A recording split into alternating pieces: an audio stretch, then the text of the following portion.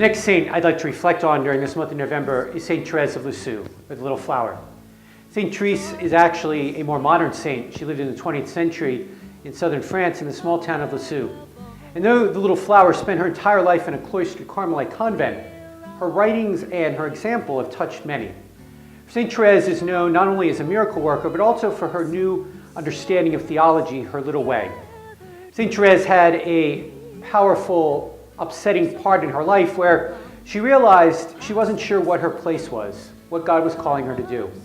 And she realized in a cloistered convent she couldn't be a great missionary, she couldn't build hospitals, she couldn't preach the gospel in foreign lands. But she realized reading St. Paul's powerful words, faith, hope, and love endure, and the greatest of these is love. She realized that her role or her call in life was to love. That in loving some of the difficult sisters she lived with, she did God's will.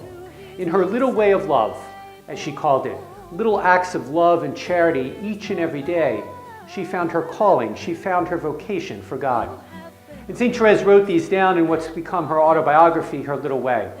And her philosophy, or her theology, so to speak, has touched the hearts of thousands. Because no matter who we are, we all can be part of Therese's little way.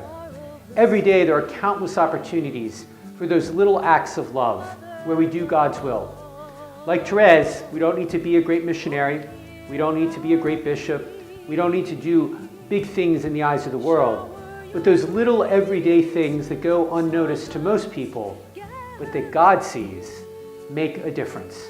And it is that little way of St. Therese, the Little Flower, that I think is something all of us can emulate in our lives. Therese found the pathway to holiness in her little way. Her little acts of love to the people she lived with, the people she worked with, and the people she saw day in and day out. What a great inspiration that is for us to do the same thing in our lives.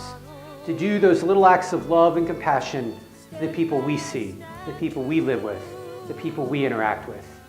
If we could do that in our lives, then we would be well on the path of holiness as well. Not a homily, but just something to think about.